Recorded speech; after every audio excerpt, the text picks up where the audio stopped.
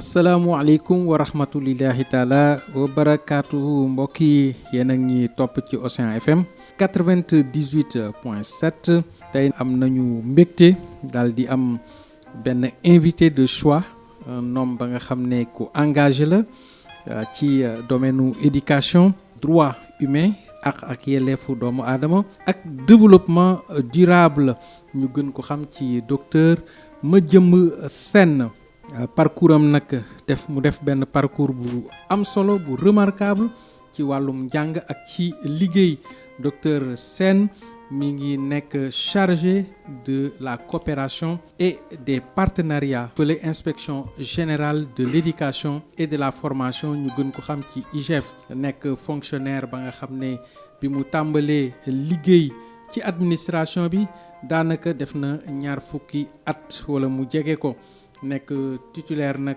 d'un doctorat en sciences de l'éducation ci wàllum njàng te expert la aussi bu ñu xam ci wàllu politique ak réforme éducative ak li ñu naan nekk spécialiste ci droit humain wax naa ko léegi paix ci wàllu jàmm ak développement durable maanaam yokkuteef ci wàllum koŋ-koŋ engagement am nag limité wul ci domaine expertise am rek Madiambou Sène nekk na également ku impliqué wu ci wàllu politique nekk membre actif mouvement national cadre de PASTEF ñu gën ko xam ci MONCAP ak coordination de PASTEF fële ca Mbacké ak fii ci Grand Yoff tey nag ci dimanche juróom-ñaari fan ci weeru décembre bi ñu am mbégte di ko dalal ci Océan FM war a waxtaanee avenir u éducation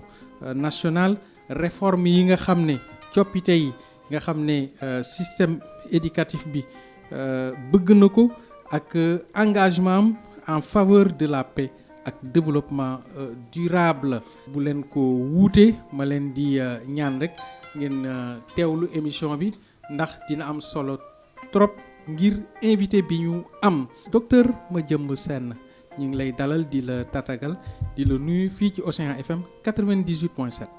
asalaamaaleykum bonjour Abdou maa ngi lay ziar di la wax sama contentement ci invitation bi dalal bi ma dalal di nuyu suñuy auditeurs yëpp di nuyu suñuy camarades politiques yi ñu bokkal parti ci suñu kilifa aussi suñu kilifa politique li ko dalee ci le président Ousmane Sonko le président de la République Bassirou Diomaye Diakhar Faye suñu kilifa yi nekk ci MONCAP bi à travers le coordonnateur Daouda Ngom et commissaires yi nga xam ne ñoo jiite suñu commissariat mooy 3 commissariats yi mu bokk yu MONCAP yi à savoir Bokar enseignement supérieur Assane Sow éducation et Ibrahima Mbeng formation professionnelle maa ngi kontaan ci dalal bi ma dalal di ñaan yàlla lépp lu ñu fi wax ci lu ñu àddu mu doon njëriñ ci askan wi doon njëriñ ci ñuy déglu doon njëriñ ci Sénégal bi ñu bokk ñun ñëpp.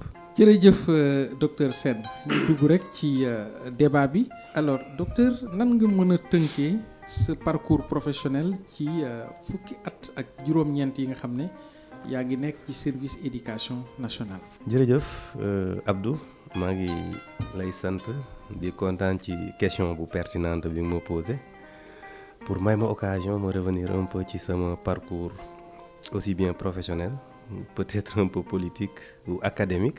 docteur Madiambou moom as ndongo su xeebu la rek. doo Bawol jànge fa jóge fa dem université bu Saint-Louis jóge fa aussi liggéey Sénégal jóge Sénégal dem à l'étranger dans la diaspora pendant une dizaine d'années. Donc dans la diaspora aussi j'ai eu à faire des masters lu toll ci 5 masters ak le doctorat liggéey fa aussi ci ay organismes yu bari bon mën nañ ci tudd bu ñuy wax Oxfam mën nañ ci tudd bu ñuy wax Proset liggéey ak aussi la chaire UNESCO bu Université Valence dans des projets structurants des projets socio-éducatifs fii ci Sénégal bari na ci yuñ mën a lim liggéey aussi avec dans le projet d'action citoyenne bu USAID en 2007 pendant toutes ces années ma accumulé ci une expérience assez solide bëgg ko dellowaat sama réew bi nga xam ne moo investir sama jàng def ma ki ma doon tey moo tax ma ñëwaat ngir delloo ko sama askan. ban moment moo la gën a marqué ci sa trajectoire. sama trajectoire académique. ban expérience sax. je vais dire sama trajectoire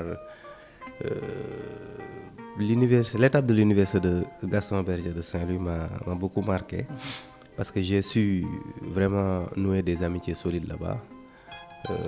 Jàng fa lu bari ci àdduna parce que université lu ñuy wax c'est le monde en miniature. C'est la société en miniature. nga fay frotté wu ak ay nit yu jógee ci horizon divers di fa jàngee lu bari aussi en termes de résilience en termes de patience en termes de sacrifice lu ci bari di nga ko def. boo fa génnee mu forger la ba nga xam ne foo dem ci àdduna di nga mën a adapté wu dund relever les défis. beneen étape peut-être bi ma marqué aussi c'était au début quand je suis parti à l'étranger. Au début c'était difficile bien vrai que je bénéficiais d'une bourse mais c'était difficile parce que tu viens dans une société différente à la tienne. société boo xam ne seeni réalité bokkul li ñu dund bokkul xamu fa lu bari. l'acclimatation day xaw a difficile. mais comme on dit nit moom day am gëm-gëm fekkee dafa am lu la yëkkati mu nekk say objectif soo ñëwee nga concentré wu ci xam ne aussi après la pluie c'est le beau temps te sama papa daf ma daan wax aussi bëy bu rëccee ay bëy lay àndal xar bu rëccee ay xar lay àndal. donc bi ma demee aussi j'ai su intégrer Sénégalais yi ma fa jot a xam à travers les daayira mu nekk lu ma jàppale ba réeruma aussi objectif yi ma fa wuti woon jot naa ko pour ñibbi si delloog sama réew. tout à fait. alors lan moo la orienté ci science de l'éducation ak surtout expertise réforme éducative. waaw jërëjëf Abdou c'est vrai que moi je suis un acteur nan laa koy waxee à part entière du secteur éducatif. dund ci l'aspect pédagogique jàngale daf ma mës a neex ma def ko dund ko bi ma jógee Université Gaston Berger. Après jaar naa FASTEF j'ai eu mon KS jàngale pendant des années. Est-ce que vocation la woon au départ. C'est une vocation wala chemin boo construire la progressivement. nekkul parce que aussi il faut ñu préciser Sénégal aussi bari na ñoo xam ne métier bu ñu ciy dugg lu ci bari c'est un tremplin dañ ciy dugg par je dirais effraction ou peut-être dafa am c'est la seule porte ouverte ñu dugg ca. mais sama cas nekkul woon cas boobu c'était une vocation c'est quelque chose que j'ai toujours aimé mu nekkoon sama passion le fait de transmettre des connaissances transmettre li nga xam ne moom laa am à d'autres générations dafa mës a nekk lu mu bëgg. d'ailleurs bi ñu nekk Université Saint-Louis à chaque vacances on partait organiser des cours de vacances à nos cadets de manière gratuite. donc du coup moi j'en profitais man ak un autre ami buy travailler à la poste pour dispenser des cours à nos cadets. Okay. Donc c'était une vocation. bi may dem au fil des années comme on dit l'appétit vient en mangeant. da ngay dem tu es dans la pratique ngay dem plus tu t'orientes vers la gouvernance et la gestion éducative. ci loolu au même moment bi may inscrire doctorat en sciences de l'éducation j'ai fait un master en gestion politique et réforme des institutions éducatives à l'université de Valence pour jox sama bopp tous les outils yi nga xam dina ma permettre ma mën a xarañ ci lu ñuy wax la gouvernance éducative pour aussi su ma ñëwee au niveau central mën a jàppale sama réew. Tout à fait. Donc c'était une vocation on peut dire. En tant que chargé de la coopération et des partenariats fële ci IGF inspection générale de l'éducation et de la formation foofu lan moo fay sa mission véritablement des missions concrètes. jërëjëf di ma permettre mën a wax ci l'inspection générale. IGF mu nekk une structure vraiment très importante dans le dispositif de la gouvernance éducative au Sénégal au sein du ministère de l'éducation nationale. IGF bala may ñëw ci man le rôle bi ma fa am wala fonction bi ma fa am damay wax ci IGF. mu nekk une structure boo xam ne c'est un organe buy liggéey dans le monitoring dans le contrôle dans la supervision de tout ce qui entre dans le système c'est-à-dire et su ma nee système c'est depuis l'élémentaire ou depuis le préscolaire jusqu'au supérieur. Donc ça concerne les trois ministères le ministère de l'éducation nationale le ministère de la formation professionnelle et technique et le ministère de l'enseignement supérieur. Donc IGF c'est un organe boo xam ne Il y a une équipe administrative, mais il y a aussi les inspecteurs généraux qui sont nommés par décret et qui sont très nombreux, plus d'une 60aine. ñoo xam ne ku ci nekk da nga xarañ ci benn matière. Donc IGF boobu lépp luy dugg ci éducation lépp lu ñuy consommer dans l'éducation c'est l'IGF qui doit valider, qui doit contrôler, superviser et valider. Donc exemple bi ma mën a jox mooy la révision ou la réforme des curricula bi ñu nekk nii parce que comme lu ñu wax rek il faut que dans le projet il y a l'aspect capital humain qui est très important. Donc suñuy autorité jox ko gëdd bu am solo te capital humain bu ñu ko waxee donc il faut ñu investir dans ce capital humain là muy jàng ak jàngale. Donc loolu moo tax la réforme des curricula bi ñu jëm xoolaat ndax li ñuy jàngal suñu doom yi méngoo na ak suñu société suñu réalité socioculturelle. Loolu IGF moo ko porté donc moo ciy liggéey avec la supervision bien sûr du ministre pour que fi ñu jëm ñu am ay curricula yoo xam ne dina méngoo ak suñu réalité socioculturelle.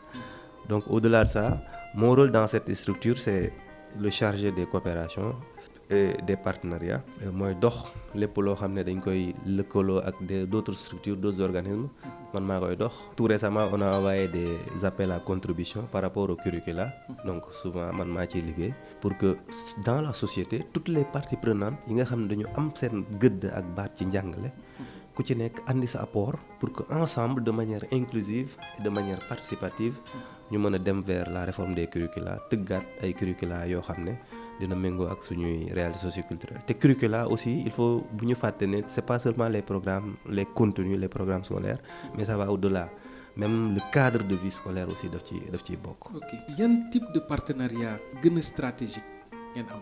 Bon au niveau de l'IGF de manière générale le ministère de l'Éducation nationale a des partenaires vraiment yu stratégiques. Yan type pour au niveau du financement on peut prendre. Bien vrai que am nañ ay problèmes ba ñu ne le président américain ne d'autres financer il y a l'USAID. Il y a d'autres partenaires il y a le PME il y a bon en anglais on dit GPE. Il y a aussi d'autres partenaires comme la Banque mondiale à travers des structures yu bari yoo xam ne ñu ngi financer l'éducation nationale.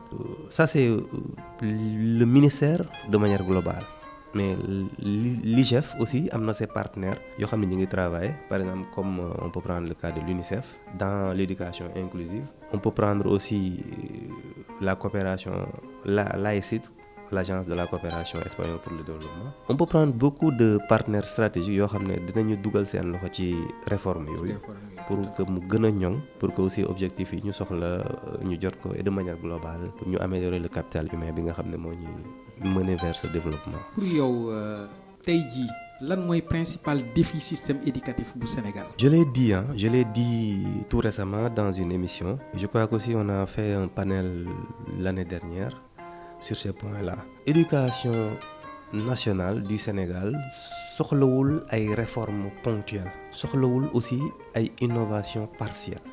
De manière globale li ma soxla mooy une refondation. On parle de refonte et une refondation dafa laaj tout chambouler tout chambouler dans le sens positif du terme parce que su ma nee chambouler nit ñu bari dinañ xalaat leneen. Mais il faudrait que avant tout qu'on ait aussi le courage de cette rupture-là, de cette refondation-là pour réussir ko. Parce que li ñu yàgg a def depuis nos indépendances ba léegi il y a eu pas mal de réformes yu ñu def des réformes ponctuelles à travers les régimes.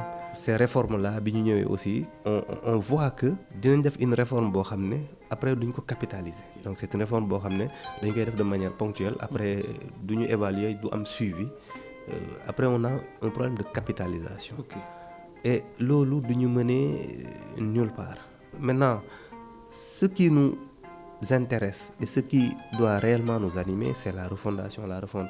Te dans le référentiel wax nañ ko yaa on veut un capital humain de qualité. Capital humain de qualité bu ñu ko amee il faut ñu xool ñu revoir quelles sont nos réalités socioculturelles. On le sait, il y a le fameux programme NITE qui est très cher au ministre. La nouvelle initiative pour la transformation humaniste de l'éducation du ministre qui lui est trop cher et ñu ngi ciy liggéey. Donc dans ce programme-là on voit qu'il y a l'aspect humaniste. Donc quand on parle d'humanisme, on parle de valeurs endogènes. Ok. On parle de nos principes. Donc il faut que ñun li ñu am muy ay valeurs, parce que comme disait Senghor, l'enracinement et l'ouverture. Donc ci suñu socle, ce socle endogène de valeurs là, il faut ñu toog ci jël toutes ces valeurs là maintenant ubbeeku à l'extérieur, c'est-à-dire tout ce qui nous vient du dehors, de l'étranger, ñu jël li ci positif ñu boole ko ñun li ñu am suñu valeur liggéey ci dans le secteur éducatif pour que ñu mën dem. Et loolu ça nécessite un travail vraiment avec toutes les parties prenantes, donc de manière inclusive, et ça commence par la réforme des curricula. Nan ngay évaluer efficacité réforme éducative yi mise en place ces dernières années? Bon, mooy li ma la wax léegi, il y a toujours au ministère, dans la gouvernance éducative, on a souvent des programmes, on a des projets. Donc on a eu le paquet, on a eu le PDF, on a eu beaucoup de programmes. Récemment, avec le ministre, on a ce programme NITE. Maintenant, ci programme yooyu, il y a des programmes yoo xam ne bon, on peut prendre un programme décennal ou bien un programme dañ ko réviser pour continuer ko. Maintenant, après l'arrivée de son excellence Bassirou Diomaye Diakhar Faye, on a un nouveau programme bi ñu am avec le ministre Guirassy à la tête du département, c'est le programme NITE. Ce programme là par rapport ak programme yi ñu njëkk a def, parce que programme yi ñu njëkk a def dañ ko doon appliquer, mais toujours comme li ma la wax, on a un problème de capitalisation. Ban programme nga jugé ne moo ci gën a prioritaire peut-être ñu war ko accélérer? Pour le moment, le programme, c'est-à-dire pour man réforme quoi. Pour man ce qui est important moment bi en cet instant T, li gëpp solo mooy la réforme des curricula. Okay. C'est-à-dire on y est, on a fait tout récemment, on a fait la cérémonie de lancement, on en est à la phase d'appel à contribution.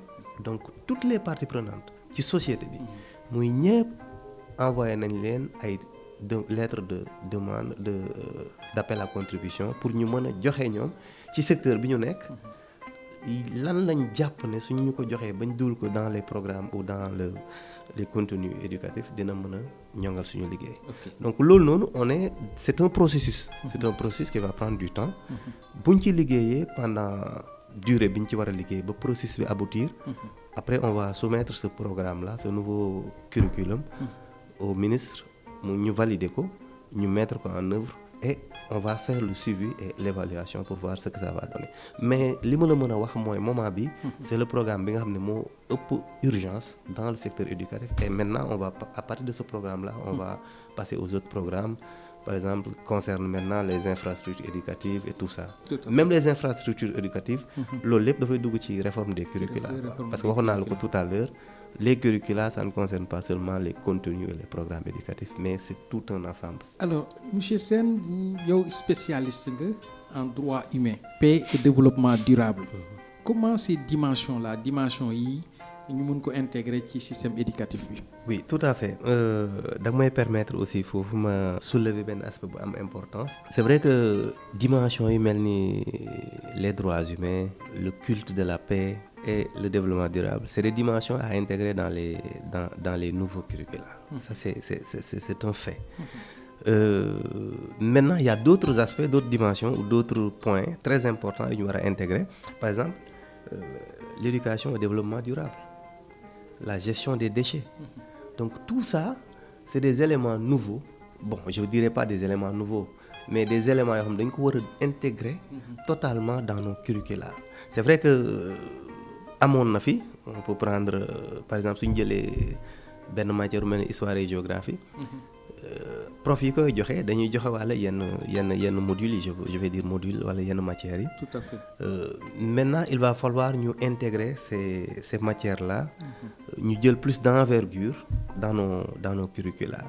Il y a l'éducation au développement durable, il y a tout ce qui concerne l'éducation à la fiscalité aussi. Donc tout ça c'est des éléments yoo xam ne il faut ñu teel ci jóg jàngal ko suñuy doom pour que ñu màggaale ak moom, pour ñu am ce civisme, cette citoyenneté participative là, ku ci nekk bañ a toog xaar. D'ailleurs loolu moo tax ma lay laaj ndax système actuel bi mi ngi préparer réellement sunu ndongo yi ñu nekk ay citoyens responsables. tout à fait tout à fait de toute façon tout ce que je peux dire mooy ci loolu la ñu jëm. ci loolu la ñuy liggéey ci loolu la ñuy xaar suñu tànk tubéy pour que suñu doom yi suñu ndongo yi. aussi nekk des citoyens responsables yoo xam nañ ne le développement commence par soi-même. C'est-à-dire il faut ñu teel a jóg teel a jàng s'armer de connaissances et de compétences pour aller vers cette conquête du développement. Maintenant, on parlait tout à l'heure de droits humains, développement durable, paix.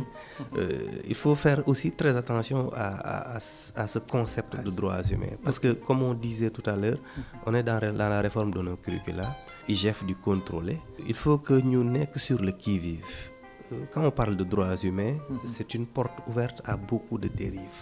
Bari na ci yoo xam ne aussi dañ koy dëxëñ ci biir les droits humains te bokkul ci suñu aada bokkul suñu diine. Donc loolu aussi c'est un aspect, c'est une dimension à contrôler. moo tax may wax ne c'est un travail, c'est un processus boo xam dañ ciy liggéey pour que mu bañ a nekk un fourre-tout boo xam ne lépp lu ñu jot dañ ciy dugal parce qu'on parle de l'aspect de l'homosexualité. Xam nga tubaab boo nekk droits humains mën na ne la moi j'ai le droit d'être homosexuel, j'ai le droit d'être ça et ça. ñun am nañu suñuy réalité bopp. On a nos réalités. bu fekkee dañ ciy jël aspect réalité bitim réew alors dina xaw a xejam tuuti n'est-ce pas. Tout à fait foofu ngay bëgg a waxee n'est-ce pas. Tout à fait c'est-à-dire suñu réalité yi ñu am. xam nga ñun on est un pays boo xam ne la dimension religieuse mooy sous-tendre suñuy actes quotidiens. Tout à fait. Donc lépp lu ñuy def dañ ko war a sóor. même au-delà même de l'aspect religieux il y a l'aspect culturel. Donc am na ci yoo xam ne suñu diine ak suñu cosaan nangu ko donc moo tax ñun ñuy contrôler cette dimension-là. Droits humains oui mais la ca méngoog suñu diine ak suñu aada la ñuy jël donc dugal ko si duñu jël lépp. On ne peut pas être des faiblards yoo xam ne lu ñëw ñu jóge ci tubaab bi rek ñu jël ko doo suñu njàngale. dañ koy segg. Alors monsieur Sène ban place la recherche scientifique occupée ci prise de décision politique en matière d'éducation? Bon, excellente question, c'est une question très pertinente. Merci. Boo xam ne di nga ma permettre ma àddu ci yenn points yi. Parce que notre principal problème c'est vrai que dans la recherche dans les prises de décision suñu principal problème c'est un problème de synergie de coordination ou de mise en cohérence. Bu ñu jëlee tout récemment on s'est soumis à un appel à candidature pour def une recherche sur les langues nationales etc.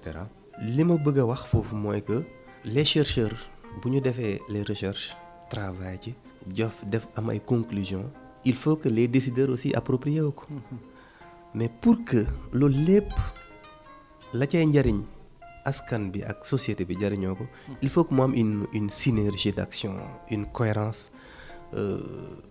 les décideurs les chercheurs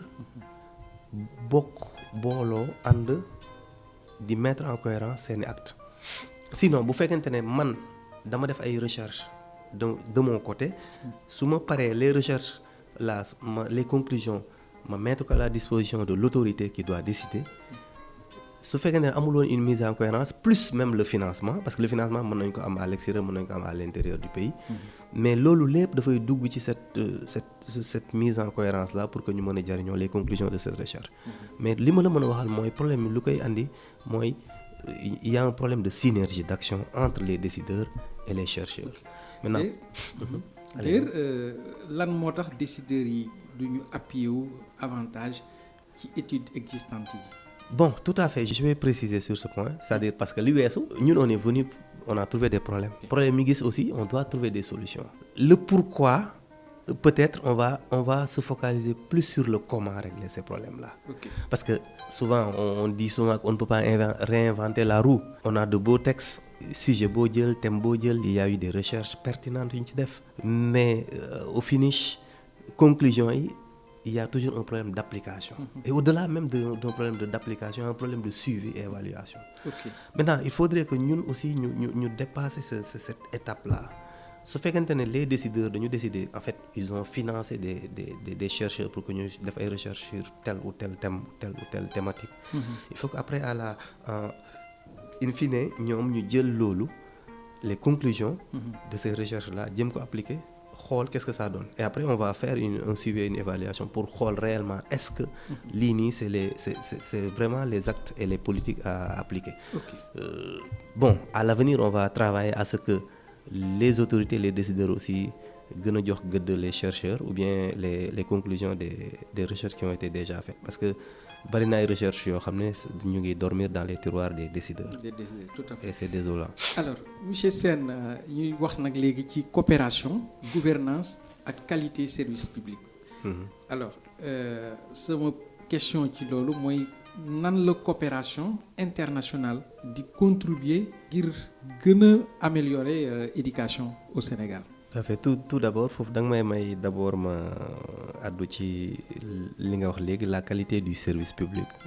Parce que souvent on dit que dans le New Public Management on dit souvent que l'usager est un client. Le client, comme on dit souvent, le client est roi. Il doit être satisfait. Tout à fait. Le Premier ministre daf ci insister lu bari. Il faut que la qualité du service public ñu gën ci liggéey. Parce que on le voit partout Sénégal dañ koy dund bu ñu demee dans les services publics soxla benn mbir ils triment vraiment ça peut leur coûter la peau des fesses danañ sonn pour jot ci papier wala pour jot ci benn mbir bu ñu fay jógee duñu kontaan. Alors que ça devait être l'inverse, c'est-à-dire les gens qui sont vraiment investis dans le pouvoir public ay mbindaan lañu ñoom dañu war a servir, on dit service public, dañu war a servir la population pour que vraiment lépp lu ñuy wax ci développement ñu mën ci dem. Parce que comme on disait l'autre, le développement c'est d'abord un développement clé en tête avant d'être un développement clé en main. Coopération daf ñuy dimbali ci lu bari. Parce que on dit souvent coopération au développement de manière globale. Coopération au développement, dans ce concept de coopération, on a plusieurs secteurs. Notamment le secteur de l'éducation. Dans le secteur de l'éducation, bari na ci loo xam ne c'est vrai que dans le plan de redressement décliné par le Premier ministre, on parle de financement endogène. Mais le financement endogène mënul lépp. On doit faire recours à des partenaires, on doit faire recours à la coopération internationale pour mën a gérer aussi. Mais nag il faudrait que ñu mu bañ a ëpp parce que ku ëmb sa sànqal ëmb sa sutur. Parce que si on fait trop recours au niveau international, donc dinañu imposer yenn yoo xam ne duñ ko mën bañ. Donc ki takk buum sa baat fu mu la diri nga topp ko. Du coup on va travailler à avoir un financement endogène, mais aussi on fera recours à la coopération, aux partenaires pour gën a financer suñu kii. Maintenant les conditionnalités aussi il faut ñu ko travailler parce que des fois ñu dugal ay galgal yoo xam ne fi gënul ci sa société gënul ci say ndaw. Tout à fait. Alors quelles sont les meilleures réussites observées dans le ci coopération ci gouvernance coopération ak qualité service bi? Bon, ce que je veux dire, bon, fi ma mën a waxee je vais parler un peu de mon secteur de manière ponctuelle. Dans le secteur éducatif, on sait que depuis des années, la coopération nous a permis de faire beaucoup de résultats. Ça nous a permis de réaliser beaucoup de programmes, de projets. Par exemple, avec la Banque mondiale, qui vraiment finance le secteur éducatif, on a su financer beaucoup de projets comme le projet Faire l'école plus, le PADES.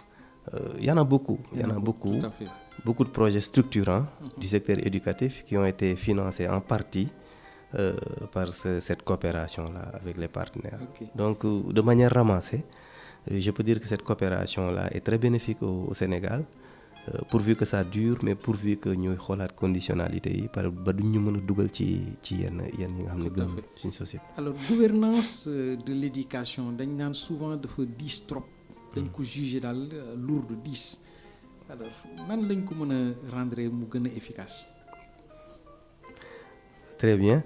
La gouvernance éducative, bon, le ministère de l'éducation de manière générale, c'est un département balèze. C'est un département très compliqué. Souvent, quand fa sànni dama naan la on t'a jeté dans un panier à crabe. Mais c'est un défi, c'est un challenge. te pour man ku fa nekk war nga mën a góorgóorlu pour relever ce défi-là. Bon, le ministre est en train vraiment d'y travailler. Il est en train de remuer ciel et terre pour relever ces défis-là. Je dis qu'il est sur le bon chemin. Notamment, je crois que ça fait quelques semaines, il y a une vieille doléance de plus de 20 ans qui a traversé presque tous les régimes. Vraiment, nous corriger quoi. Moi, par rapport au statut des décisionnaires là, par rapport aux fonctionnaires. Donc, c'est un problème qui a traversé des régimes et une injustice qui a été réparée. Donc là, vraiment, on peut parler de justice sociale. Et même des conditions de travail de ces gens-là.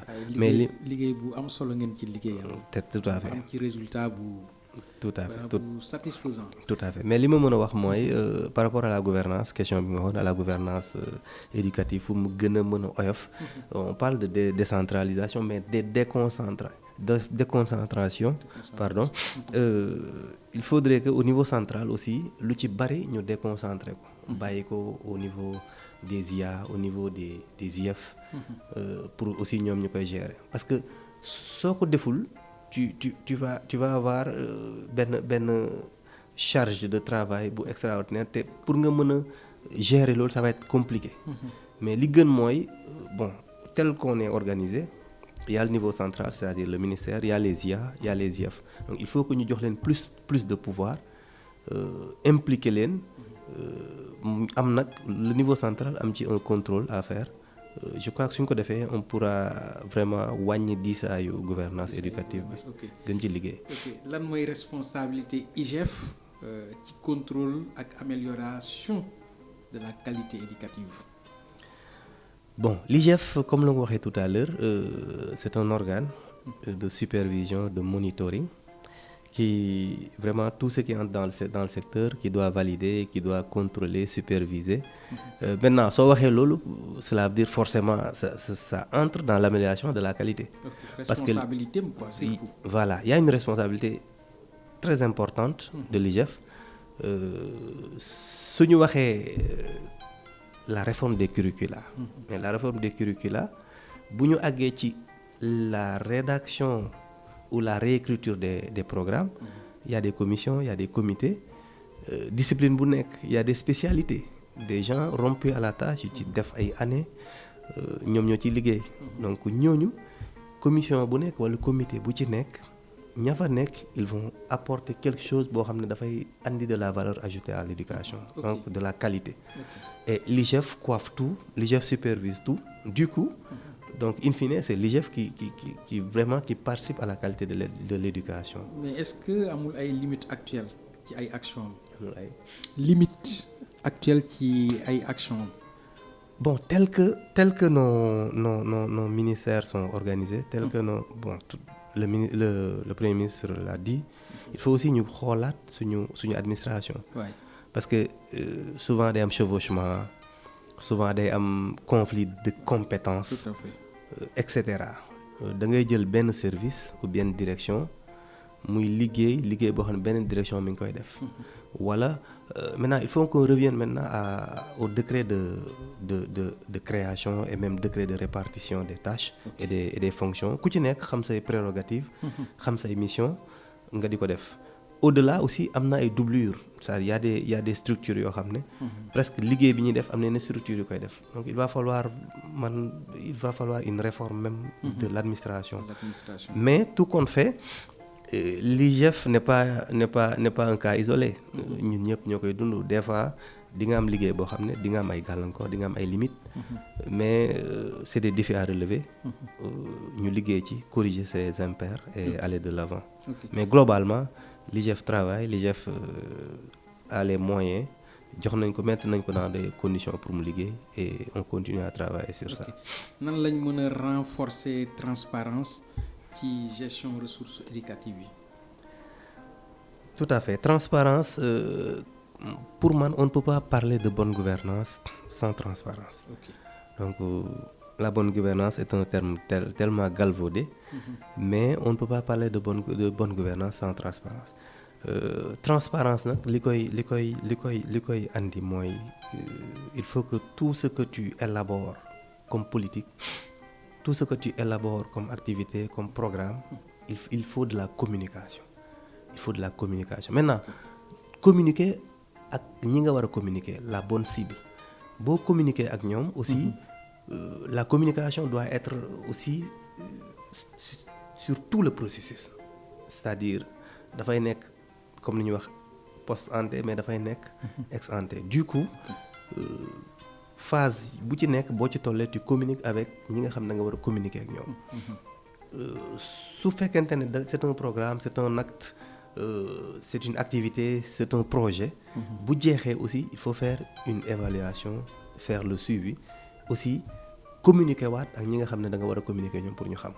Et je crois que sur ce point soo doxalee noonu il y aura de la transparence, et quand on a de la transparence on a de la bonne gouvernance. Ok, est-ce que digital bi mën na nekk benn levier crédible? Le numérique, bon, on en parle, il y a le New Deal Technologie, qui est un projet structurant très, très important pour nous. Dans le secteur éducatif, il y a l'intégration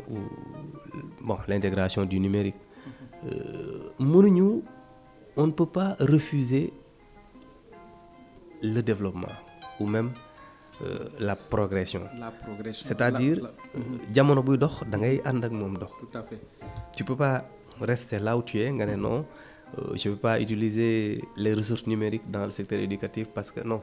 Maintenant il faut encadrer ça. C'est-à-dire il faut permettre à nos apprenants d'utiliser ces ressources numériques, mais da nga koy encadrer de telle sorte que. Et la formation des enseignants, formation enseignants yi aussi maillon clé la. Nan lañ ko mën a restructurer waat pour mën a répondre ci besoins réels yi. Tout à fait, c'est-à-dire mënuñu teg ay réformes.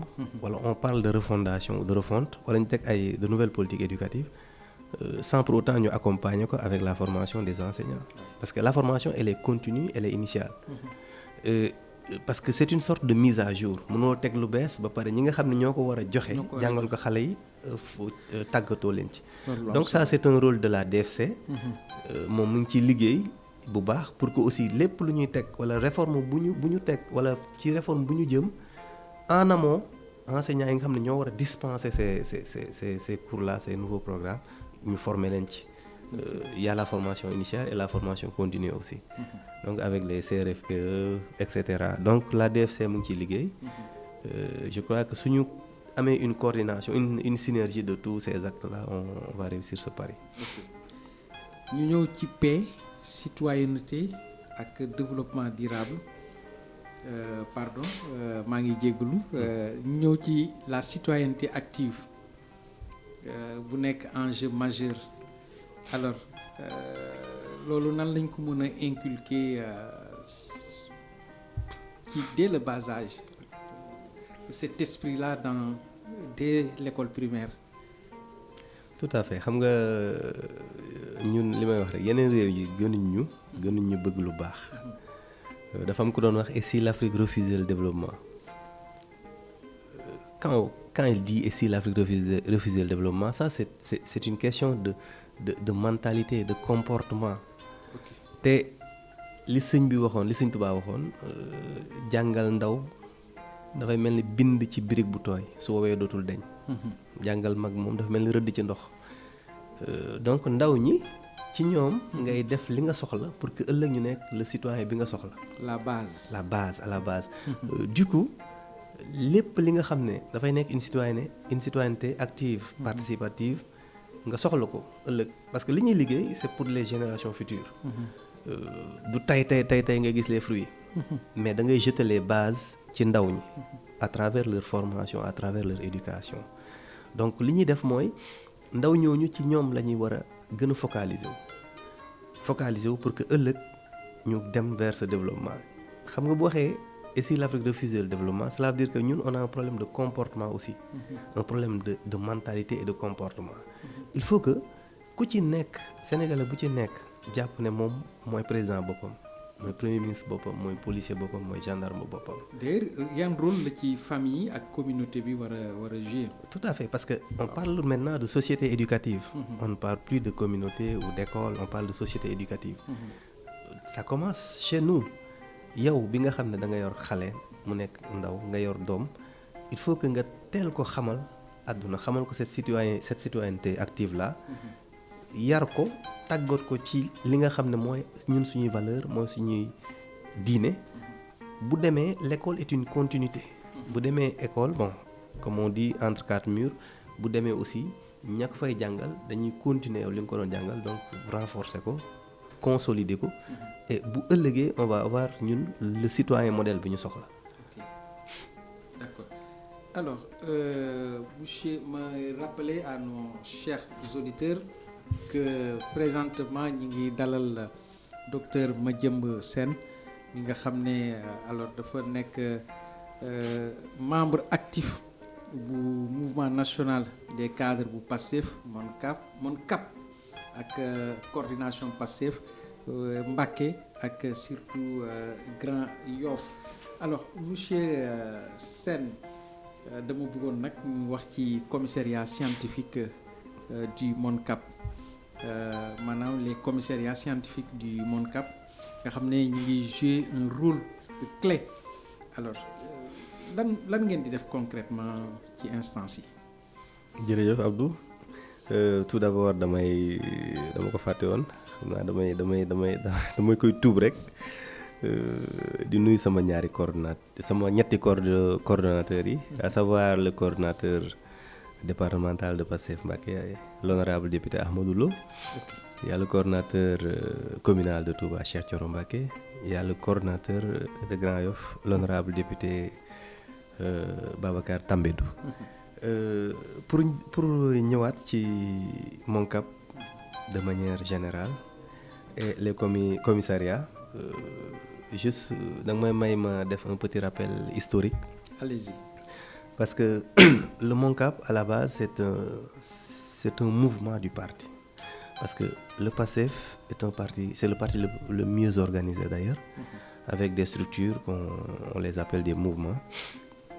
Bi ci njëkk mouvement bi njëkk am c'était le MONEP. Après yeneen mouvement yi topp ci bon am na le mouvement des cadres MONCAP, le MONEP mouvement national des enseignants patriotes. Il y a le MODAP des doomu daara, le MOJIP jigéenu PASTEF, la JPS jeunesse, le MONAF. Et il y a même le mouvement des artisans PASTEF. Donc il y a ces mouvements qui sont reconnus par les textes du parti. Parce que le parti dafa organiser de telle sorte que bëggul des mouvements en dehors du parti. On ne peut pas être membre du parti et être dans un mouvement qui n'est pas dans le parti. Donc c'est des mouvements structurés de sorte que ñi ci parti bi ku ci nekk sa profil bi ngay am mooy déterminer ban mouvement nga war bokk su fekkee ndaw nga su fekkee cadre nga su fekkee handicapé nga yooyu yëpp. Il arrive que nit bokk ci mouvement yi bari parce que day am vraiment un statut multidimensionnel, un profil multidimensionnel. Maintenant, concernant le MONCAP, c'est la cheville ouvrière, je veux dire, du parti. C'est la salle des machines en quelque sorte. Bu ñu dellusee ci ginnaaw un peu élection 2019, avant élection 2019, bon, de toute façon on a le projet, le fameux projet, notre fameux projet, qui a évolué d'ailleurs en 2019 bi ñu ñëwee ñu liggéey ci tëgg ci programme bu ñu naan Jotna 2019. C'est ce programme-là qui nous avait permis d'aller aux élections de 2019, aux élections présidentielles. Donc dans une coalition avec d'autres formations politiques. Ñu liggéey ci bi ñu ñëwee bon on sait la fin de l'histoire, l'élection est terminée, ñu continuer di liggéey en 2021 avec les problèmes. Le MONCAP dafa doon réunir régulièrement, on faisait des activités di liggéey, mais à partir de 2021 on a eu des problèmes. Déjà surtout après bi ñu dissoudre parti bi on a eu des problèmes pour réunir ou pour liggéey, mais on travaillait à distance. Bon loolu fekkuma Sénégal, mais on faisait des réunions régulières avec MONCAP Diaspora, MONCAP Sénégal. Maintenant bi ñëwee ba avant les élections de 2024, bien avant, à partir de 2022 on a commencé à travailler sur un programme, c'est-à-dire le programme Jotna 2019 dañ ko améliorer, bonifier ko pour mën a dem ci élection 2024 les élections présidentielles. C'est ce programme-là maintenant bu ñu koy tëgg le MONCAP dañ ko diviser en commission. Dañ ko diviser en commission. 35 commissions pratiquement. Commission yi mën naa la wax ne par exemple soo jëlee la structure gouvernementale, chaque ministère dafay am benn commission boo xam day méngoo ak ministère boobu. Les commissions après lañ ko changer tuddee ko des commissariats scientifiques. Donc commissariat scientifique bu ci nekk ki koy jiite on l'appelle le commissaire, un commissaire scientifique. ñun suñu commissariat scientifique à l'éducation kii ko jiite mooy Assane Sow, le directeur de l'INEAD. Donc il y a le commissariat enseignement supérieur ki ko jiite mooy Bokar, il est en France, et le commissariat formation professionnelle ki ko jiite mooy Ibrahima Mbengue. Donc ñu def ko ci secteur yëpp, hydraulique am commissariat, santé am commissariat, santé d'ailleurs le ministre de la santé moo ko jiite woon, pêche le ministre de la pêche moo ko jiite woon, urbanisme Bassirou Kébé DG HLM moo ko jiite woon. D'ailleurs ces commissariats duñu ay structure, c'est pas des structures du parti, mais là le seul mouvement reconnu par les textes c'est le MONCAP. Maintenant dans le MONCAP on avait créé ces commissariats, ces commissions d'ailleurs ba léegi ñooy continuer pour di liggéey di gën a ku ci nekk secteur yi ngeen spécialisé wu ngeen mën ci liggéey ci programme bi. Donc on travaille en groupe restreint, après ñu soumettre pour le grand groupe def ay amendement bi ñu paree ñu travaille, c'était un travail de longue haleine, de longue haleine fait par des experts, des spécialistes, des gens qui ont une expérience vraiment avérée de leur secteur d'activité. Ñu liggéey ci durant des années ba 2024 moom lañ tëgg soumettre ko le président du parti et le président de la République ñu liggéey ci après def ko moom lañ moo nekkoon le programme de Diomaye président ba léegi nag loolu c'était dans le cadre politique. À partir de 2024 on est dans un cadre différent, muy un cadre institutionnel. ñu war a jël loolu solal ko mbubu état ce programme là pour transférer ko dans l'espace public, appliquer ko pour le bien des Sénégalais. Donc pour loolu nag il faut ñu amaat ay modifications, amaat ay amendements, parce que bi nga koy tëgg jotoo état, mais bi nga jotee état y a des réalités qui font que il faut nga def ay réajustements pour mën a doxal loolu di sa politique pour aller vers ce Sénégal émergent.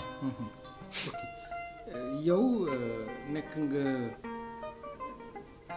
actif ci section parti bi fële ca bitim réew, yan expérience nga fa gën a jàng ci biir diaspora bi? jërëjëf, da nga may permettre aussi ma magnifier waat le travail titanesque abattu par la diaspora.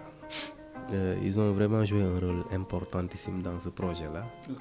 Donc il faut aussi rendre à César ce qui appartient à César. Di leen remercier waat, di leen gërëmaat. Maa ngi nuyu au passage le coordonnateur de Pastef Madrid, Jo Mbaye, avec qui j'ai eu à travailler vraiment, et Pastef Valence aussi, parce que liggéey naa fa aussi. Diaspora bi dañu am travail bu am importance bu ñu def, non seulement en termes de cotisation, en termes d'apport financier, mais en termes de mobilisation humaine. Et vraiment ils ont travaillé, ils ont trimé, ils ont apporté leur contribution à ce projet-là. Foofu maa ngi fàttaliku en 2018 on a reçu le président Sonko à Madrid. Vraiment c'était dans un cadre vraiment difficile. Malgré ça, malgré liggéey bi gars yi am foofu avec les contraintes de temps yi ñuy am, su réew bi wootee, su le président Sonko wootee lu ñu jàppoon dañ koy bàyyi. Donc le don de soi bi ñuy wax, le don de soi pour la patrie, vraiment ñoom ñoo koy jëmmal, ñoo koy caractériser. léegi yow maa ngi nuyu au passage aussi un ami kooku su ma ko fàttee daf may rey. Il s'appelle Cheikh Mbow, il est le chargé de la communication de Pastef Madrid, man maa fa nekkoon son adjoint. C'est un ami, on a eu à cheminer ensemble à l'UGB, et puis il est présentement à Madrid, il travaille à la BNP Paribas. maa ngi koy nuyu avec sa femme, maa ngi nuyu ñoom ñëpp ak xale yi, di ko wax fàttewuma la bi yoon. mais ma jëmb gars yi ñi ngi wax naan diaspora bi ndax mi ngi jouer benn rôle sous-estimé daal dans la politique sénégalaise, est-ce que loolu yow mën nga koo dëggal? Rôle sous-estimé, tout ce que je peux dire de la diaspora, xam nga lu ñuy wax voyager, ki voyager, ki génn dafay jàng. Soo xoolee ouverture d'esprit, di nga jël benn nit boo xam ne bi muy nekk Sénégal la mu xamoon par rapport bi mu génnee réew mi li muy jàngaat. Te jàngewu ko ci ay école day bari. Juste pour vous dire que voyager da nga fay jànge lu bari, mais li ma mën a wax ba wax ko mooy diaspora bi ñi fa nekk, parce que je l'ai dit daanaka dëkkuñu Sénégal, parce que fekkee sur les 12 mois benn weer ngay ñëw Sénégal demaat sa njaboot yëpp ñoo ngi fee donc kooku ñooñu mën nañ leen nangul seen patriotisme ak seen bëgg seen réew lépp lu ñu gis fee lu baax li ñuy def mooy yéene ko Sénégal parce que xam nañ ne le développement bi nga xam ne tubaab yi ñoom àgg nañ ci du ay étranger ñoo ko defal tubaab yooyu du ay ñeneen ñoo jógee seen réew defal ko tubaab mais ce sont les citoyens de ces pays là ñoo liggéey pour que réew donc ñoom ils ont vraiment leur rôle à jouer et ñu ngi koy jouer pleinement et c'est pas négligé. Bon on peut même les économistes le disent lu ñuy am en termes d'apport qui nous vient de la diaspora et c'est très important dans l'économie sénégalaise. Nan nga comment percevez-vous évolution Pastef depuis son retour sur la scène politique? Depuis son arrivée sur la scène politique. Au pouvoir, par exemple. Au pouvoir, d'accord. Su ma waxee tout au début moi je le dis souvent parce que souvent dañuy taxé de radical dañuy taxé de violent dañuy taxé de bari fitna mais soo xoolee depuis Pastef ji juddu ba léegi nga xool la progression di nga xam ne on nous a poussé jusque dans nos derniers retranchements pour que ñun suñu instinct de survie surgir pour que ñuy nekk souvent des fois dans certaines situations dans la défensive mais au début mën naa la permettre wala ñi may déglu mën naa la permettre ñu revisiter la bandothèque ou même médiathèque etc les vidéos du président Ousmane Sonko au début mais c'était un débat technique mais tout le temps boo gisee c'était suñ doon wax les débats ça tournait autour de l'économie le développement l'hydraulique la santé l'éducation tout la fiscalité mais bi ñu ñëwee ba 2019 c'est tous histoire nu mu demee parce que xam nañ ne ce parti là avec son leader charismatique ñi ngi am une progression fulgurante te buñ ci jëlul garde ñoom vraiment on allait vers la conquête du pouvoir Macky Sall comme ni mu doon def avec ses autres adversaires gis nañ ko ak Karim Wade gis nañ ko ak Khalifa bi mu naree def loolu le président Ousmane Sonko comme ni may wax rek bëy la kenn du ko rey ci ron lal on a utilisé les armes qui étaient à notre disposition pour mën a survivre donc c'était un instinct de survie loolu nag moom ñoom ñoo ñu poussé à ce que ñu radical après ñoom ñooy wuluti quoi di ñu caractériser de radical parce que c'est le parti le plus résilient le plus patient li ñu dund en termes de souffrance en termes de problèmes en termes d'obstacles yoo xam ne dañu koy tegal amul benn parti bu ko mës a dund malgré ça on a su tenir ba tey ñu fii ñu agsi fi et on continuera à travers cette résilience là amul situation lu mu metti bu ñu mënatul dund dékku ko pour vraiment li ñu ñor ba ñor ñu mooy réussir ce pari là mooy développer ce pays qui nous est cher. À votre avis de quoi le Sénégal soxla ci jamono ji pour mën a accélérer développement bi? Moi je dis au mois de mai on a eu la signature du pacte national du pacte social je peux dire pour le dire ainsi on a besoin de toutes les énergies toutes les forces vives de ce pays xam nga ñun on a le triptyque jub jubal jubbanti le jub ñun ñooy jub ñun ñoo war a jub le jubal aussi c'est les actes parce que jub bi c'est le comportement le jubal c'est les actes qu'on pose tous les jours dafa war a nekk ay actes yoo xam ne aussi dafay refléter la droiture la jubbanti nag buñ ko waxee mooy du ñu boddi sa njaboot même soo amee doom boo xam ne day dëngal da nga koy yaraat da nga koy jubbanti donc ñi nga xam ne aussi ñoo fi nekk il faut ñu jubbanti leen il faut qu'on les oblige à être droit à suivre les actes yi nga xam ne mooy actes yi nga xam ne moom méngoo ak jub du ñu boddi kenn mais comme l'avait dit le pro il faut que ki ñuy àndal mu ay loxoom set ñëpp la ñu soxla pour le développement de ce pays parce que réew bi aussi du Pastef moo ko moom wala Ousmane Sonko moo ko moom ñun ñëpp on est des Sénégalais donc on doit travailler dans une dynamique vraiment boo xam ne dañuy boole ñëpp bañ a boddi ko kenn liggéey pour développer réew mi mais nag am na wande dañuy boole ñëpp ñu jéem a développer réew mi mais li ñu gis jamono ji que surtout duo au sommet de l'État gis nañ ne entre le président Bassirou Diomaye Diakhar Faye ak son premier ministre Ousmane Sonko am nañu ay tuuti féewaloo yu leer nañ ya nga xam ne ci ay tànneefu yenn personnalité yi loolu est-ce que réellement li taxoon ngeen nekk ngeen xeex ba ñëw pouvoir su yooyu amee est-ce que réellement li ngeen digoon population bi yéen a ngi ci. waaw ñoo ngi ci du ma ñëwaat sax ci tout le déroulé de tout ce qui s'est passé ici avec le 8 avant le 8 le 8 après le 8 mais li ma mën a wax mooy le président Ousmane Sonko et le président Bassirou Diomaye Diakhar Faye en dehors du cadre institutionnel bi ñu nekk ci niñ doon doxalee ci parti bi moom mu nekkoon son secrétaire général avant même le président moom moo jiite woon le mouvement national des cadres dama ko fàtte souligner le président Diomaye moo jiite woon le mouvement national des cadres après la ko jox le ministre Daouda Ngom moo ko jiite présentement mais li mën a wax ba wax ko mooy ñoom ñaar du guleet ñuy wute ci point de vue ci ay gis-gis mais ça c'était dans le cadre politique daan nañ toog wute ci gis-gis mais dañ doon waxtaan ba trouver un point de convergence un terrain d'entente pour mën a après aller vers l'essentiel. Maintenant c'est vrai que ils sont maintenant dans un cadre institutionnel donc ces divergences de point de vue wute ci gis-gis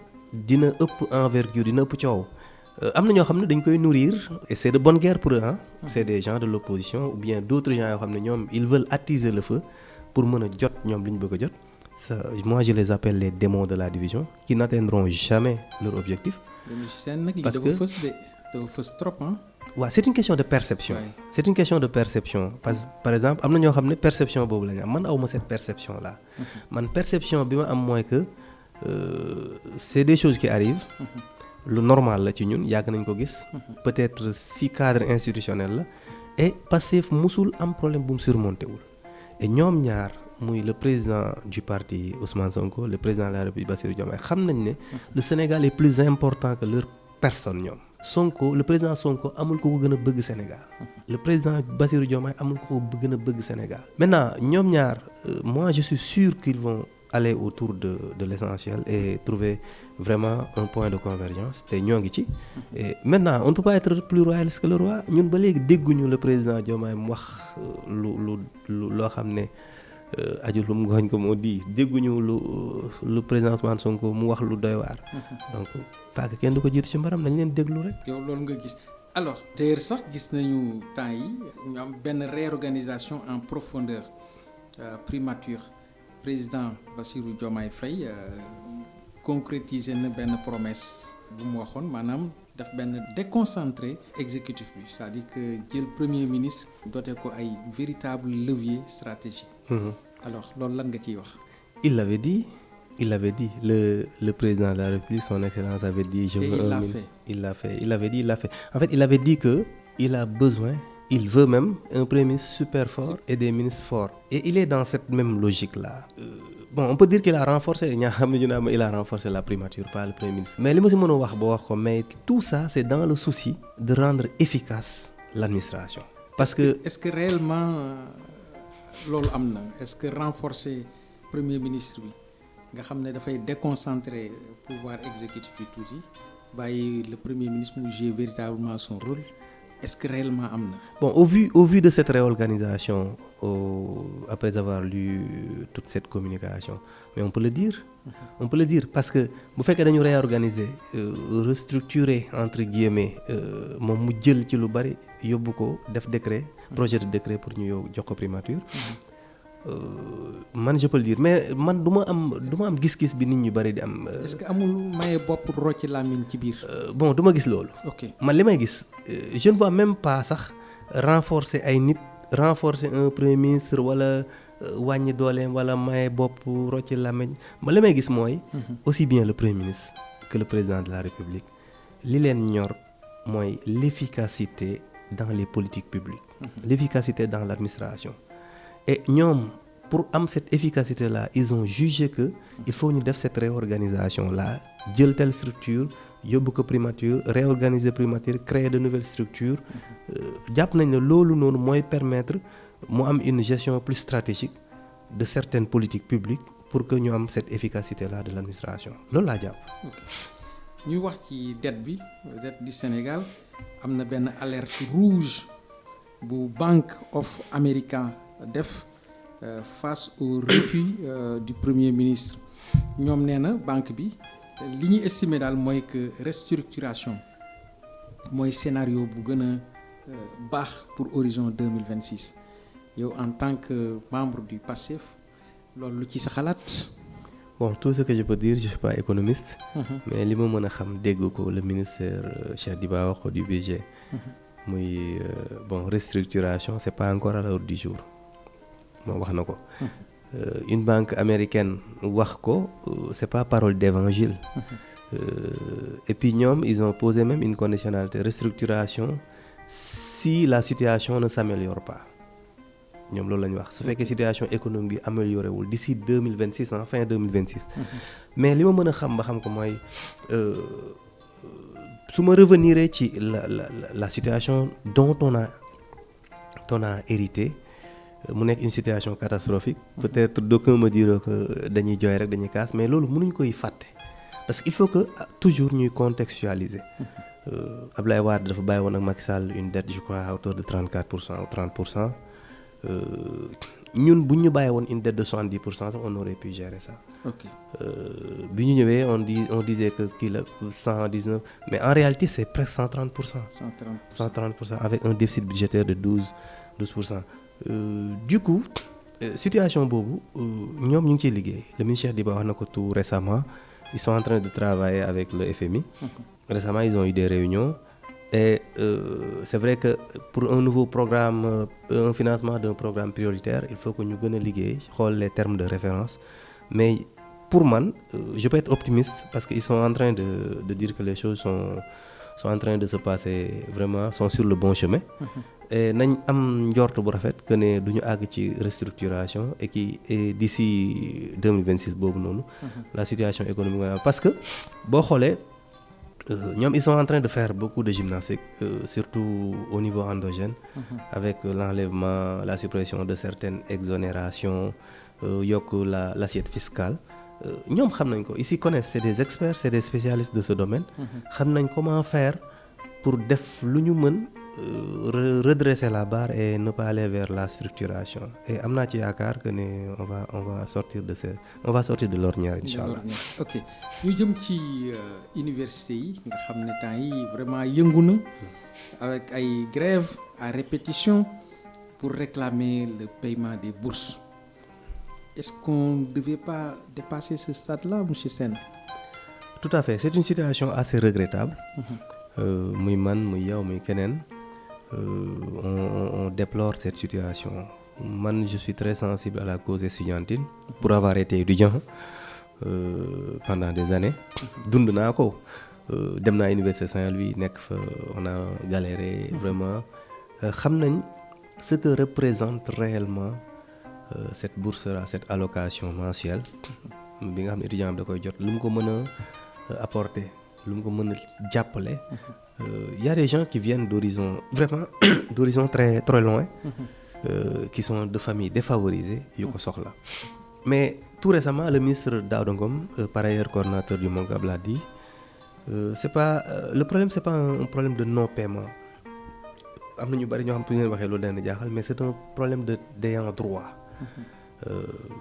Donc il y a des étudiants yoo xam ne peut-être ils n'étaient pas régulièrement inscrits yoo xam ne dañuy bëgg ñu fay leen loo xam ne peut-être amuñ ci droit alors qu'on est dans une situation financière difficile mais tout compte fait li ma mën a xam ba xam ko mooy ñu ngi ci travailler ñoom ak la direction des bourses avec toutes les parties prenantes pour que la situation ñu génn ci beneen bi mooy ça si j'ai une suggestion à donner ou un conseil à donner à nous-mêmes du pouvoir mooy que ñu def tout pour régler cette situation de manière ponctuelle et circonstancielle. Maintenant su ñu génnee ci lii ñu toog autour d'une table régler ko de manière structurelle définitivement. N'oublions pas que li ko andi aussi bokk na ci année Covid bi ñu tëjoon université manifestation politique ñu tëjaat ko pendant 8 mois pour des raisons politiques. Et ça a chamboulé complètement l'année académique. Okay. Donc léegi pour nga am une année académique normale vraiment dafay jafe. Te bu ñu fàtte ne l'année universitaire ou l'année académique ne correspond pas à l'année budgétaire. Donc c'est des difficultés yoo xam ne ñoom ñu ngi ciy liggéey. Il faut que ñu régler cette situation ponctuelle. régler lijjanti étudiants yi parce que au-delà de tout c'est suñuy doom lañ suñuy jarbaat lañ suñuy rakk lañ bu loolu jàllee ñu toog autour d'une table régler ko de manière définitive et ñu stabiliser l'année académique revoir les critères d'octroi de bourse parce que il y a des bourses yoo xam ne c'est des bourses pédagogiques des bourses d'excellence il y a des bourses sociales il y a des bourses étrangères il y a toutes sortes de bourses mais bu ci nekk ñu redéfinir les critères ba nga xam ne ki ko mënul am wala waru ko am du ko am ki war a am aussi ki ko yelloo ñu jox ko ko. D'ailleurs le ministre de l'enseignement supérieur moom nee na amul benn retard de paiement mais problème bi moo gën a dafa profond xam naa peut-être mooy li ngay wax noonu rek. Tout à fait. Alors monsieur Sène ñi ngi may signaler que ni ma li ñu desee bareetul ñu dugg ci beneen point d'actualité rek dañoo gis temps yi que ni vraiment yéen a ngi jàppoon bon parce que nguur gu bees gi la ñuy wax le nouveau régime ñi ngi jàpp mais ñi ngi libéré Mansour Faye ñëw na fii bàyyi nañ ko mu dem ak ñeneen ak ñeneen plus récemment placé sous mandat de dépôt le 29 septembre bi passé rek pour association de malfaiteurs complicité de blanchiment de capitaux en groupe criminel organisé et utilisation des facilités procurées par l'exercice d'une activité professionnelle kooku nekk doomu Madiambal Diagne di Serigne Saliou Diagne am fanweeri at ak juróom-benn génne nañ ko nag prison à la suite d'une ordonnance de mainlevée de mandat de dépôt ban jàngat nga ci jàngat. loolu daf lay wan ne y a une séparation réelle des pouvoirs contrairement à ce qui li fi amoon avant léegi moom on peut dire que la justice est indépendante justice bi nga xam ne day jël décision yoo xam ne day nekk de décision yoo xam ne peut-être du dëppoo que li neex ñenn ñi wala lu neex ñi nekk au pouvoir loolu gëjoon nañ ko gis justice boo xam ne day jàpp koo xam ne parti au pouvoir la bokk def ko mandat de dépôt wala mu def ko détention provisoire loolu gëjoon nañ ko gis mais li ma mën a wax ba wax ko mooy que les magistrats c'est des hommes intègres contrairement à ce que disent beaucoup de gens même si foo dem ci àdduna partout ci métier yëpp ci secteur yëpp am na ñoo xam ne nañuy doxale c'est peu catholique du doxalin bi gën mais globalement mën nañ jàpp ne ay nit lañ ay pères de famille lañ te seen aqulaay taala li ñuy atte ñu ci xool seen diggante yàlla le fils de Madiambal wala Madiambal bi nga xam ne dañ ko décerné woon un mandat d'arrêt international ak ñeneen ñi fi jàpp ñëpp dans la reddition des comptes justice bi nga xam ne moom mooy juger mooy apprécier l'opportunité jàpp nit l'opportunité libérer nit l'opportunité décerner ko un mandat d'arrêt international ñoom ñoo dem ba xool tous les éléments yi ñu réunir yi leen di permettre ñu apprécier que ne doomu Madiambal bi dañ ko war a libérer et ils l'ont libéré et là-dessus je n'ai pas de commentaire à faire mënuma am une appréciation de ce que la justice comme on dit l'autorité de la chose jugée mënuma ci am une appréciation lu dul soumettre ci waaw leneen li ma bëgg a wax mooy que il faut que aussi ñu revenir à l'orthodoxie qu'on voue plus de respect à nos institutions parce que ñun li ñuy reprocher les gens de l'opposition moom la ñuy def on a vu beaucoup de gens qui ont insulté le Premier ministre et le Premier ministre c'est une institution comme ni ko ñeneen ñi nekkee dañ koy insulter dans la rue di ko insulter dans les médias et on voit que nañ ci war a taxawee kaas ko jubbanti ñooñu teg leen ci yoon duñ ko ni defee. dafa des waaw dafa des. du coup loolu aussi c'est à déplorer te damay gis ñoo xam ne ce sont ñii ils sont de la société civile ils disent qu'ils sont de la société civile duñ ci àddu ñii ils sont de l'opposition donc ils ont une mémoire vraiment sélective quoi loolu du lu rafet ci réew. Le Premier ministre Ousmane Sonko on lui doit respect amul ku ëpp lu mu def sacrifice réew mi.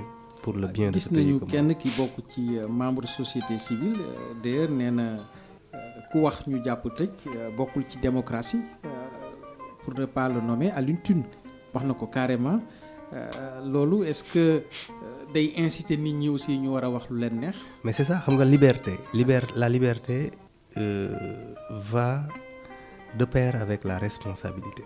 Et cette liberté, elle est encadrée. Xam nga des fois da ngay wax ñu ne liberté d'opinion liberté d'expression yooyu, mais c'est encadré. C'est-à-dire man sama liberté mi ngi yem fi sa liberté commencé. Tout à fait. On ne peut pas se donner le luxe de dire du n'importe quoi sur les médias, di wax autorité lu leen neex ba pare suñu la jàppee tu te caches derrière cette liberté d'expression. Alioune Tine tout récemment je l'ai lu sur sa page muy kaas ci benn un internaute bu ko saaga. Et moi j'en ai fait le commentaire sur lequel gis nga nu mu mettee. À longueur de journée on insulte le premier ministre. Tout à fait. te ku ñi koy insulter bu ñu leen jàppee vous êtes les premiers à les défendre ou à dire que nañ leen libérer. Alors que yéen bu ñu leen insulter vous êtes dans tous vos états. Tout à fait. Il faut qu'on respecte le premier ministre, il faut qu'on le respecte réellement. Tout à fait loolu premier ministre vraiment institution la bu dul dara sax ñun suñuy aada ak suñuy cosaan alors buggul ay wax yu tegginewul donc waxtuma laak nag une autorité de c'est ça c'est-à-dire man des fois j'ai mal c'est-à-dire le premier ministre Ousmane Sonko lu ñu koy wax ak lu ñuy teg ci deram c'est surréaliste. te paradoxalement ñoom ñi nga xam ne su mbir yi doxut ils s'attaquent au premier ministre Ousmane Sonko ñoom ñooy ñëwaat les mêmes personnes qui disent que su fekkee ne dafa utiliser l'avion présidentiel wala dafa dox ci tapis rouge ñooy ñëwaat ne non il n'est pas le président il doit rester à sa place. Alors que tu t'opposes à lui tu le considères, tu ne t'opposes jamais au président mais tu t'opposes au premier ministre. Alors que c'est tout un régime. C'est paradoxal. En tout cas c'est le premier ministre qui reçoit tous les coups. Il reçoit tous les coups. Comme nous l'avons constaté. C'est le fusible là. C'est le fusible du président. Voilà xëy na peut-être loolu am na lu ko waral alors amoon mbégte loolu dalal la fi docteur lan mooy sa kàddu yu mujj. di la sant bu baax ci invitation bi dalal bi ma dalal ci Océan FM di ñaan kër gi gën a jëm ca kanam. amiin ci laa bokk ndax Touba laa bokk. Tout à fait. fii moom këru murit yi. waaw di ñaan di wax aussi que ne liñ fi waxtaanee lu ci dëng ci man la lu ci jub ci sunu borom la di ñaan lépp lu ñu fi wax mu nekk njariñal askan bi di sant di gërëm aussi di gërëmaat di santaat sama kilifa yi mais sama kilifa politique yi à commencer par le président Ousmane Sonko le président de la République Bassirou Diomaye Diakhar Faye. Notre coordinateur du MONCAP, le ministre de l'Enseignement supérieur Daouda Ngom, le commissaire scientifique Assane Sow, le commissaire Bokar Kane et le commissaire Ibrahima Mbeng. Di sant aussi di gërëm sama mes coordinateurs départementaux et communaux, l'honorable député Ahmadou Lo, l'honorable député Cheikh Thioro Mbacké et l'honorable député Babacar Tambédou. Di sant sama waa commissariat yi commissariat à l'éducation nationale du MONCAP di leen sant ñoom ñëpp tous les doyens di leen ñaanal li may wax rek doyens yi moom mënuma wax te ñaanalu leen dañu sonn ci projet bi def ci seen temps def ci seen xel def ci seen lépp. Comme je disais l'autre fois, il nous faut un pont générationnel entre ñun ak doyens yi. Donc avec ñoom, avec l'énergie de notre jeunesse et la sagesse de leur vieillesse, on pourra vraiment aller vers ce développement. Donc mu bañ a am une transition brusque.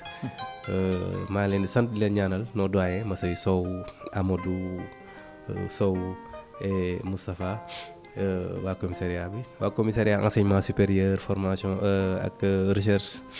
ak innovation aussi maa leen di ziar ñoom ñëpp di ziar aussi waa commissariat formation professionnelle et enseignement technique dirigé par Ibrahima Mbeng maa ngi ziar ñëpp di nuyu sama waa coordination yi ak sama camarade du parti. jërëjëf docteur Madjembe Sène nekk mouvement national cadre Pastef MONCAP. Coordination aussi Pastef fële ca Mbacké ak Grand Yoff ñu dalaloon ko fi ngir waxtaanee actualité politique bi docteur ñi ngi am mbégte lool vraiment ci déplacement bi nga ñëw déplacé wu da nga am looy sànni. waaw dama bëggoon àdduwaat tuuti. parce que loolu mënuma ko commencé woon naa ko dans au début. tout à fait mais mënuma terminer te waxuma ci mooy que kilifa gi muy le ministre de l'éducation nationale monsieur Moustapha Bamba Guirassy maa ngi koy nuyu. di ko jaal waaye juróom bu jigéen bi génn àdduna di ko ñaanal yàlla xare ko àjjana. amiin di ko jaal le premier ministre di ko jaal le président de la république. aussi maa ngi nuyu di sant aussi sama doyenne la doyenne de l'IJEF. madame Aïssatou Léna Sène avec tous les collègues maa ngi nuyu tous les collègues aussi fa nekk à commencer par l'inspecteur Diagne Pape Ada Raki ñoom ñëpp Rokhaya maa leen di ziar di leen nuyu ñoom ñëpp di nuyuwaat le ministre de l'éducation nationale. ñun tam ñu ngi rajo Océan FM mi ngi profité ci occasion boobu di jàll ministre Guirassy di ko ñaanal waajuram boobu yàlla xare ko àjjana ak mboolem jullit mbokk yi nag comme ni ma leen ko waxee sànq rek ñu ngi dalaloon docteur Madjemba Sène mi nga xam ne dafa bokk ci cadre mouvement national des cadres de Pastef MONCAP nekk aussi ci coordination Pastef bu Mbacké ak Grand Yoff ñu amoon mbégte dalal ko fi di ko sant di ko gërëm di gërëm bépp auditeur Océan FM 98.7 di gërëm également le directeur de la radio monsieur Abdoulaye Diop ak technicien bi nga xam ne moo ñëwoon arrangé émission bi Abdourahmane Fall ak bépp personnelu Océan FM seen xarit seen mbokk Abdou Diouf moo leen présenté émission bi di leen jox dig daje dimanche bi di ñëw ak beneen invité monsieur Sène jërëjëf.